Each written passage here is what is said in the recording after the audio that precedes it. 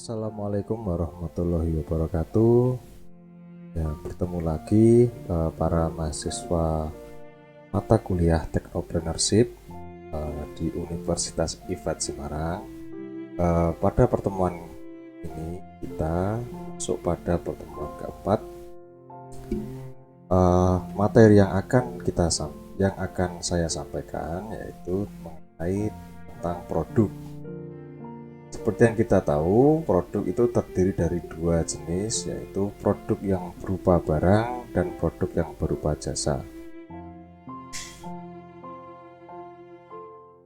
Definisi produk adalah hasil produksi yang dilakukan oleh produsen atau perusahaan yang nantinya akan dijual kepada konsumen yang membutuhkan, atau dapat juga dikatakan produk merupakan suatu barang atau jasa yang memiliki nilai tambah atau memberikan kemanfaatan bagi penggunanya yang dihasilkan dari suatu proses produksi.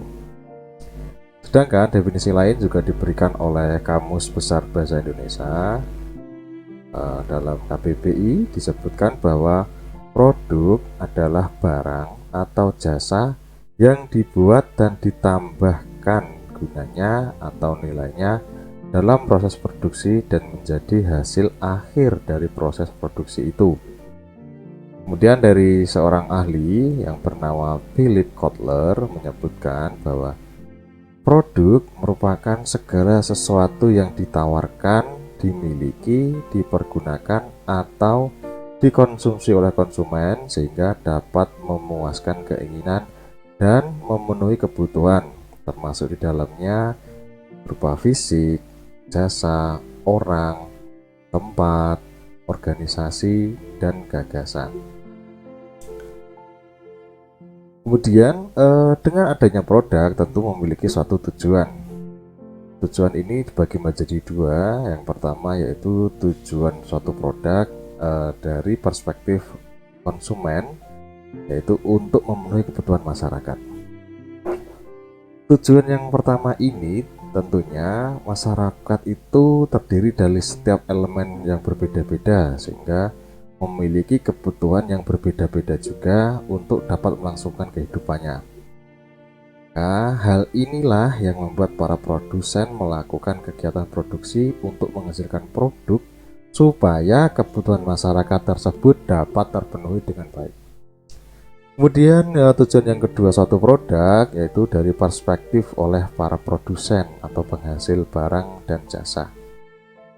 Definisi tujuannya adalah produk yang mereka jual kepada konsumen, atau masyarakat yang membutuhkan. Tentunya para produsen ini mengharapkan adanya suatu keuntungan dari semua kegiatan produksi yang mereka lakukan. Jadi dari produsen sendiri itu mengharapkan keuntungan ya, kemudian dari masyarakat itu tentunya untuk memenuhi kebutuhan atau melampiaskan keinginannya dalam membeli barang atau jasa. Kemudian perbedaan antara dua jenis produk yang berupa barang dan jasa. Yang pertama kita bahas dahulu adalah dari produk yang berupa barang, yaitu memiliki ciri berwujud atau ada materialnya, kemudian bisa disimpan dan prosesnya itu diproduksi lebih dulu baru dikonsumsi. Jadi kita tahu produknya itu harus ada dulu ya, baru diperjualbelikan dan digunakan oleh konsumen. Kemudian ada penjualan kembali, itu dapat dilakukan atau reseller itu bisa masuk di tengah perantara antara produsen dan konsumen untuk membeli barang untuk dijual lagi. Kemudian produk itu mudah distandarisasikan. Jadi seperti produk helm ya yang beredar di Indonesia itu sudah ada regulasinya, yaitu sesuai SNI. Jadi hanya boleh helm yang ber-SNI yang boleh digunakan oleh pengendara motor di jalanan. Kemudian cirinya adalah komunikasi dengan konsumen itu rendah ya, karena konsumen berkomunikasinya melalui produk knowledge satu produk. Jadi saya tahu nih produk ini bagus, saya tahu ini harganya sekian, saya tahu ini isinya sekian, sehingga komunikasinya hanya transaksional jual beli dari perpindahan produk dari tangan produsen ke tangan konsumen. Nah, relatif rendah ya komunikasinya. Kemudian ada kualitas produknya itu bersifat objektif. Objek di sini maksudnya adalah objek produk itu sendiri yang bisa munculkan kualitasnya. Jadi produk ada yang berkualitas sangat baik atau ori lah, kemudian ada yang rata-rata atau KW2, KW3, bahkan juga diantaranya itu ada KW1. Jadi objek-objek produk inilah yang bisa dianalisis kualitasnya. Oh, ini baik, ini kurang baik, ini KW1, ini ori dan sebagainya. Kemudian cirinya adalah banyak menggunakan proses mesin dalam produksinya. Jadi produk walaupun sebenarnya tidak menutup kemungkinan ada produk yang digunakan dengan proses kerajinan tangan manusia yang berupa barang. Seperti contohnya ada kerajinan gerabah, kerajinan vas bunga dan sebagainya. Kemudian masuk pada produk yang berupa jasa.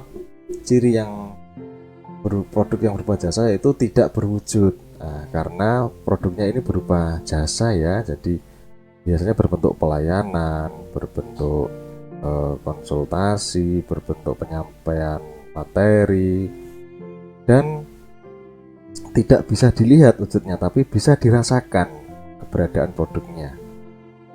Misal seorang sakit berperiksa ke dokter ya, terus didiagnosa oleh dokter, oh Anda sakit ini. Nah, itu juga merupakan produk jasa kesehatan yang diproduksi oleh seorang dokter kepada konsumennya, pasien tersebut.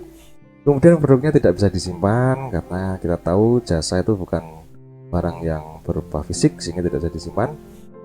Dan cirinya adalah produksinya itu dilakukan bersamaan waktunya dengan konsumsi. Ya, seperti tadi contohnya seorang dokter itu menghasilkan produk analisa penyakit atau diagnosa penyakit itu saat berlangsung berkomunikasi dengan pasien. Jadi pemeriksaan fisiknya pasien, kemudian dengan ilmu kedokteran yang mereka miliki, maka bisa dihasilkan diagnosa penyakit yang tepat.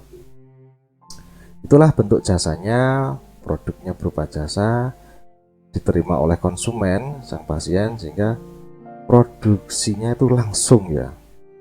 Seperti itu contohnya. Kemudian produknya itu tidak dapat dijual kembali.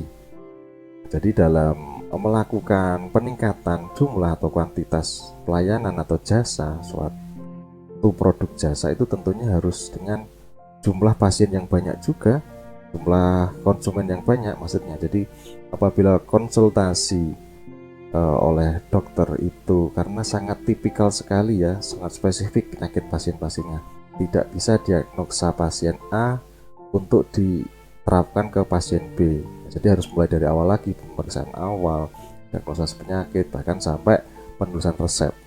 Nah, jadi semakin banyak jumlah konsumen atau pasien, maka semakin banyak produksi jasanya, produksi produk yang berupa jasa. Kemudian sulit distandarisasikan.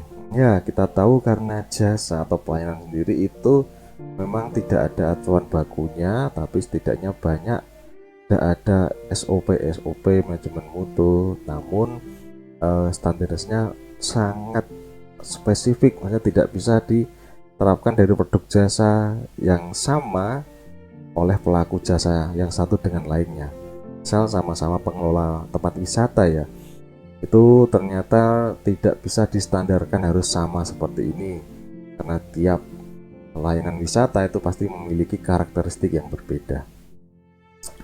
Kemudian komunikasi dengan konsumen tinggi, seperti contoh tadi, dialog antara seorang dokter dan pasien mulai dari pendaftaran sampai ke penulisan resep dan pembayaran biaya pemeriksaan itu pasti sangat lama, berbeda dengan kita saat beli sampo atau beli gorengan di warung.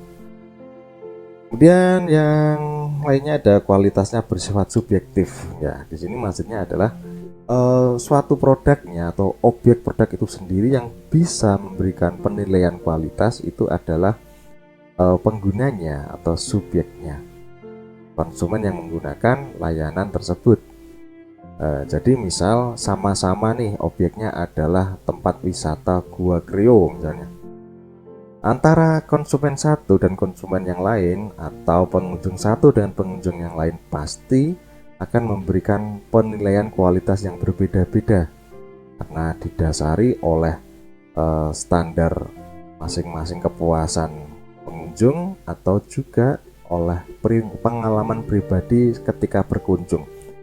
Mungkin saat hujan atau saat cuaca cerah itu pasti akan memberikan penilaian yang berbeda terhadap produk jasa layanan pariwisata pada objek yang sama, yaitu tadi Gua Kreo.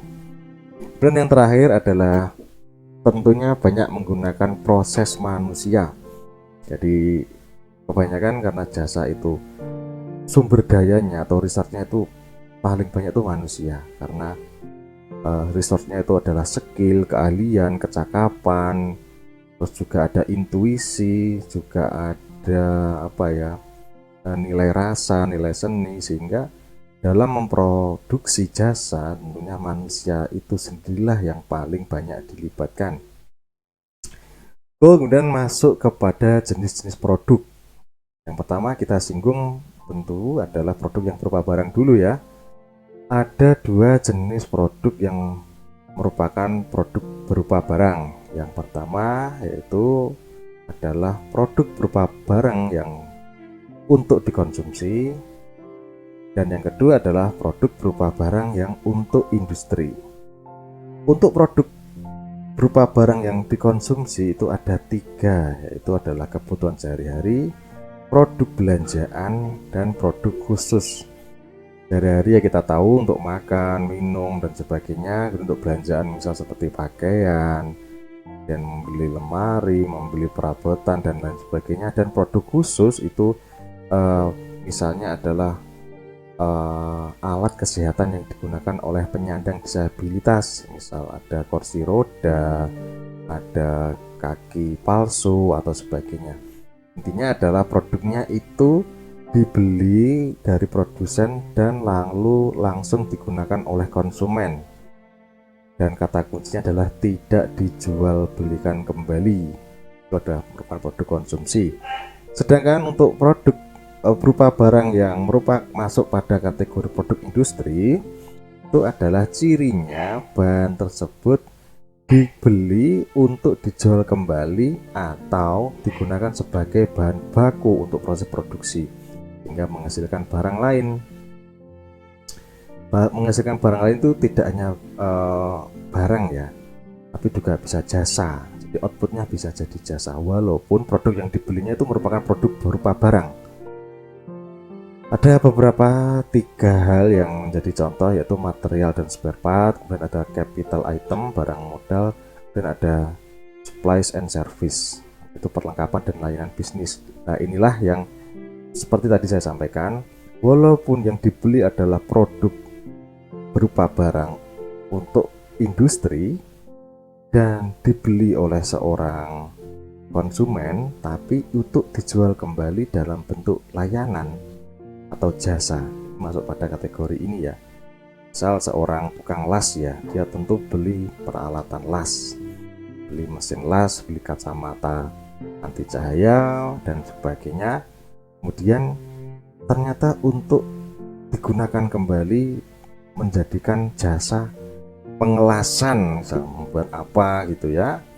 Jadi itu ada unsur jasanya di sini. Kemudian ada produk berupa barang yang pertama tadi yang untuk konsumsi, itu ternyata masih dibagi lagi berdasarkan kepentingan untuk kepentingan konsumen akhir dan bukan untuk kepentingan bisnis. Itu terdapat dalam 4 jenis barang konsumen.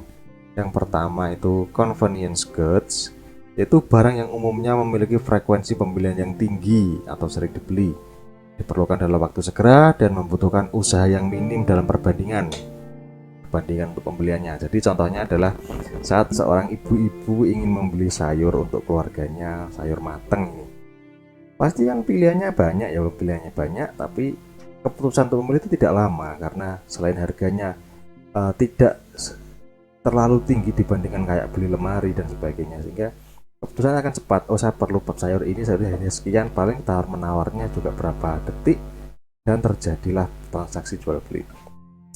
Kemudian jenis yang kedua adalah shopping goods, yaitu adalah barang yang pemilihan dan pembeliannya konsumen membandingkan harga, kualitas, dan model di antara berbagai alternatif yang ada. Contohnya pembelian alat rumah tangga, pakaian, lemari, mesin cuci, spring bed dan sebagainya. Itu pasti konsumen melakukan apa ya istilahnya, review dulu terhadap produk yang akan dituju, bahkan sampai ke produk kompetitornya, pesaingnya, itu akan dikaji dulu harganya kira-kira murah yang mana, kualitasnya bagus yang mana. Nah, itu yang mempengaruhi pemilihan keputusan dalam membeli produk di kategori shopping goods. Kemudian yang ketiga ada specialty goods, yaitu barang yang memiliki karakteristik atau identifikasi merek yang unik, di mana sekelompok konsumen bersedia melakukan usaha khusus untuk membelinya. Umumnya jenis barang ini terdiri dari barang-barang mewah dengan merek dan model yang spesifik, tidak banyak dijumpai di pasaran ya, seperti mobil Jaguar dan pakaian dari desainer terkenal. Ya, ini adalah contoh barang yang punya unique value. Misal sama-sama kita melihat produk mobil ya, mobil listrik di sini misalnya. Banyak sudah beredar di pasaran ada mobil listrik dari Honda, Wuling dan sebagainya, tapi ternyata ada satu produsen yang membuat mobil listrik yang sangat unik dengan segala kemewahan dan kecanggihan teknologinya. Ya, dipasarkan juga tidak banyak, tapi juga harganya sangat tinggi, yaitu adalah mobil Tesla. Jadi pembeli konsumen mobil Tesla tersebut selain membeli keunggulan produknya, juga membeli keunikan dari produk tersebut. Karena tidak banyak dijumpai di pasaran, juga ada fitur-fitur keamanan, bisa menyetir sendiri dan lain sebagainya. Contohnya seperti itu, barang yang masuk dalam kategori specialty goods. Kemudian yang terakhir ada unsold goods, yaitu barang yang tidak diketahui maupun telah diketahui konsumen, namun konsumen belum tentu tertarik untuk membelinya. Ya, contohnya adalah batu nisan, tanah kuburan, mungkin ada berupa barang konsumsi, misal kayak ya seperti itu. Jadi seorang konsumen tuh tahu ada tempat pembuatan batu nisan, ada penjualan tanah kuburan dan sebagainya, itu tahu, tetapi konsumen itu belum merasa butuh. Nah, sehingga barang-barang ini itu masuk dalam kategori yang terakhir. Jadi kebutuhannya itu muncul bahkan tanpa keinginannya seorang konsumen. Setelah dia meninggal, barulah keluarga atau saudaranya yang melakukan pembelian barang tersebut untuk prosesi pemakaman. Jadi sangat sangat unik produk yang masuk di kategori yang keempat ini. Kemudian ini ada selain produk konsumsi juga produk industri dijelaskan kembali, yaitu tadi ya ada material dan parts, capital item, dan supplies. Intinya produk barang yang masuk dalam produk industri itu untuk digunakan lagi. Ya, contohnya spare part ini adalah pabrikan Honda membeli spare part di tempat lain, ternyata untuk membuat unit mobil. Jadi bahan bakunya tidak digunakan langsung, tapi untuk sebagai bahan dalam proses produksi produknya, seperti itu. Kemudian ada capital item, yaitu barang-barang tahan lama yang memberi kemudahan dalam mengembangkan atau mengelola produk jadi. Nah, di capital item dan juga supplies and service itu hampir sama ya. Jadi supplies and service itu membeli barang yang bedanya hanya barang yang tahan lama dan tidak lama. Di capital itu tahan lama ya, misalnya adalah jadi kata kuncinya itu ada di capital ya, modal. Misal ada sebuah perusahaan membeli harga alat atau mesin yang bisa mengolah dari kain menjadi pakaian jadi, misal seperti itu ada, sehingga dia tidak memerlukan SDM banyak, tapi memang modal di awalnya besar, sehingga begitu kain yang masuk langsung keluar jadi pakaian yang sudah terpasang kancingnya, misal seperti itu contohnya. Jadi pembelian barang tersebut tidak untuk digunakan oleh pemilik perusahaan, tapi tidak digunakan untuk memenuhi kebutuhan pemilik perusahaan itu sendiri, tapi juga untuk menghasilkan produk yang lain untuk dijual kembali, yaitu berupa pakaian jadi. Kemudian yang supply and service itu bahannya tidak tahan lama. Nah, kemudian memberikan kemudahan dalam mengembangkan atau mengelola keseluruhan produk jadi. Contohnya adalah misalnya seorang tukang las dalam melakukan produksi jasanya, tentu dia harus membeli produk yang berupa barang, mesin las, kacamata anti radiasi, untuk digunakan oleh tukang mesin las dalam menghasilkan produknya yang berupa jasa. Jadi pada dua jenis barang ini, capital item dan supplies ini hampir sama ya. Jadi membeli barang tadi untuk modal, tetapi bisa dijadikan output atau produk baik berupa barang ataupun jasa. Perbedaannya hanya di capital item ini barangnya tahan lama, dan yang di supply ini barang yang dibeli tidak tahan lama. Oke, itu. Kemudian tadi ada jenis produk yang berupa barang sudah kita bahas. Kemudian kita masuk pada jenis produk yang berupa jasa. Mungkin yang saya tulis di sini sebagian besar mahasiswa sudah pada tahu ya. Mungkin bisa ditambahkan dari lingkungan tempat tinggal teman-teman mahasiswa semuanya, ada produk jasa apa lagi selain yang ditulis di sini. Intinya adalah produsen tersebut menghasilkan jasa yang bisa dijual kepada konsumen untuk memenuhi kebutuhan, bahkan sampai ke keinginan seorang konsumen. Mulai dari ada pendidikan, pelatihan kerja, kesenian, jasa pariwisata, dan sebagainya. Intinya produknya berupa jasa langsung dihasilkan oleh produsen saat transaksi dengan konsumen. Intinya seperti itu. Kemudian ini ada lagi, yaitu mengenai hal-hal yang mempengaruhi pemilihan barang dan jasa. Yang pertama, hal-hal yang berpengaruh terhadap pemilihan barang jasa itu tentunya tentu adalah kebutuhan akan produk. Jadi mana sih kita akan memilih barang dan jasa yang mana, itu tergantung kebutuhan apa yang kita butuhkan. Kemudian pengaruh yang lain adalah tentang pemasaran produk. Jadi seseorang cenderung memilih barang atau jasa dari produk-produk yang sudah dikenal melalui hasil pemasaran. Jadi produk yang sudah memiliki brand atau merek pasti akan lebih unggul dalam pemilihannya dibandingkan dengan produk-produk yang kurang dikenal oleh masyarakat. Kemudian juga ada faktornya yaitu selera konsumen. Jadi produk atau jasa sebisa mungkin itu mendekati oleh selera konsumen sasaran. Jadi misal penduduk warga Indonesia itu sebagian besar adalah milenial saat ini, sehingga seharusnya seorang wirausaha itu menghasilkan produk yang pas untuk seorang milenial. Untuk menyesuaikan selera konsumen tersebut. Kemudian faktor yang keempat adalah pelayanan. Jadi produk, barang dan jasa itu akan dipilih apabila pelayanannya baik tentunya. Jadi dari pelayanan yang baik dan buruk tentu akan menghasilkan pemilihan terhadap barang dan jasa yang baik dan buruk juga. Semakin pelayanannya baik, maka pemilihan terhadap barang tersebut akan semakin tinggi dibandingkan dengan produk yang memiliki pelayanan yang buruk. Kemudian yang kelima ada keahlian dan keterampilan. Ya, ini tentu jelas karena baik barang maupun jasa, apabila faktor keahlian dan keterampilan seorang produsen itu tinggi, maka akan menghasilkan produk barang dan jasa yang tinggi pula, sehingga akan lebih mudah untuk dipilih produk dan jasanya. Kemudian yang terakhir adalah penafsiran terhadap informasi.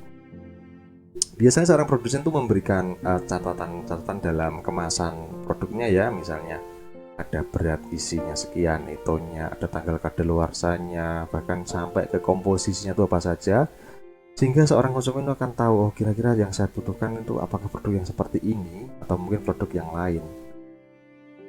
Jadi misal saya alergi terhadap kacang, ternyata dalam komposisi makanan yang saya inginkan itu kok mengandung kacang, maka saya tidak akan memilih produk tersebut.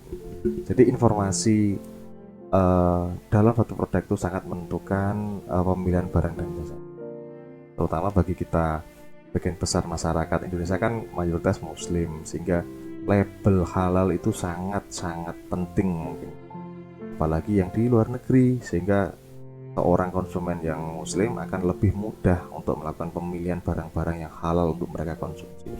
Seperti itu mungkin adalah sedikit gambaran dari faktor-faktor yang berpengaruh terhadap pemilihan barang dan jasa. Dan kita masuk diskusi. Setelah kita tahu apa jenis produk, kita tahu tujuannya, kita tahu cirinya, kita tahu faktor-faktor yang mempengaruhinya, kira-kira produk berupa barang dan jasa apa yang menjadi sebagian besar kebutuhan pasar saat ini. Dan kemudian, apabila produk dan barang jasa apa yang menjadi minat dan keahlian Anda? Silahkan tuliskan jawabannya pada kolom komentar. Tidak lupa disertai dengan nama dan NIM teman-teman mahasiswa semua. Karena dua pertanyaan ini nanti akan berkaitan, apakah keahlian dan minat yang Anda miliki saat ini bisa menjawab kebutuhan pasar, sehingga bisakah seorang entrepreneur Anda sendiri itu menghasilkan suatu produk atau jasa yang paling dicari oleh pasar saat ini. Ya, silahkan ditulis sebagai tugas tambahan.